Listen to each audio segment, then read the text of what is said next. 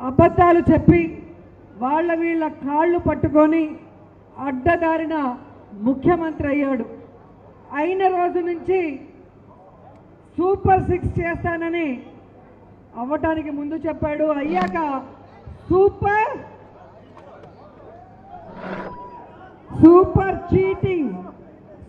Cheating చేస్తున్నాడు. ప్రజా వ్యతిరేక విధానాలతో ముందుకు వెళ్తున్నాడు.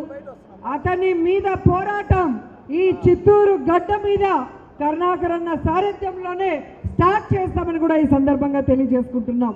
ఈరోజు ఎవరిని అడిగినా ఒకటే చెప్తున్నారు, పాలిచ్చే ఆవును వదులుకొని తన్నే దున్నపోతుని తెచ్చుకున్నాము ఈ చంద్రబాబు నాయుడిని ముఖ్యమంత్రిని చేసుకొని, ఈ పవన్ కళ్యాణ్ని డిప్యూటీ సీఎం చేసుకొని అంటున్నారు. ఎందుకంటే అతను చెప్పిన అబద్ధాలన్నీ విని నమ్మారు.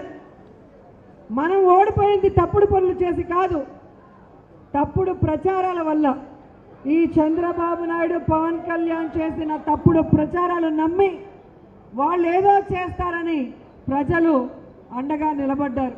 కానీ ఈరోజు అర్థమవుతుంది, చంద్రబాబు నాయుడు చెప్పిన ఉచితం ఎలాగైతే మైసూరు బజ్జీలో మైసూరు ఉండదో, హైదరాబాద్ బిర్యానీలో హైదరాబాద్ ఉండదో, చంద్రబాబు నాయుడు చెప్పే ఉచితంలో ఉచితం అనేది ఉండదు అనేది అందరికీ కూడా అర్థమవుతున్న విషయం.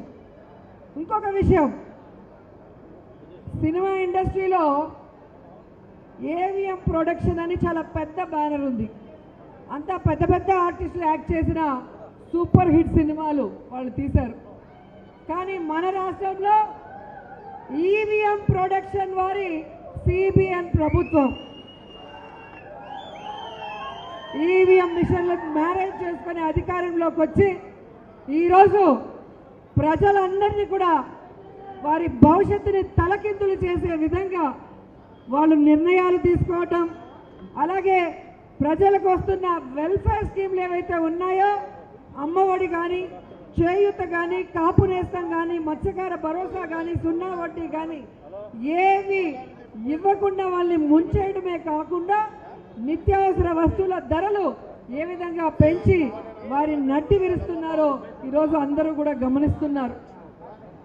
ఎంత దురదృష్టం అంటే, చంద్రబాబు నాయుడు ఈ జిల్లాలో పుట్టాడని చెప్పుకోవడానికి మనమందరం సిగ్గుపడాలి.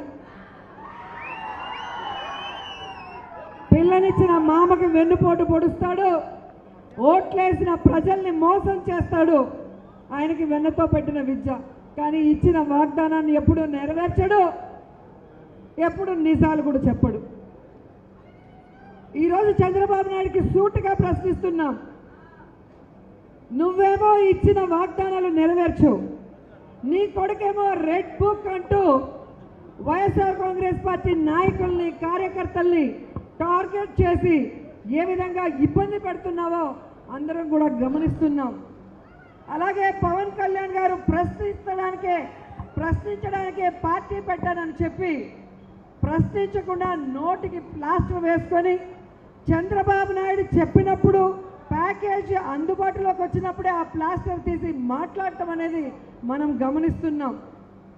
ఇలాంటి వ్యక్తిని నమ్మకూడదనేది ప్రజల్లోకి మనం తీసుకువెళ్ళాలి. వాళ్ళకి అన్ని విషయాలు కూడా తెలియజేయాలని కార్యకర్తలు, నాయకుల్ని కోరుకుంటున్నాను. ఈరోజు ఎంత సిగ్గులేని పవన్ కళ్యాణ్ గారు ఒక మీటింగ్లో మాట్లాడుతున్నాడు, ప్రభుత్వానికి వ్యతిరేకంగా ఎవరైనా మాట్లాడితే తొక్కి పెట్టి నార తీస్తా అంటున్నాడు.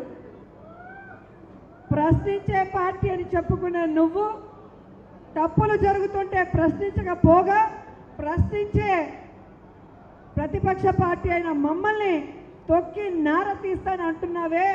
రాష్ట్ర ప్రజలు గమనిస్తున్నారు.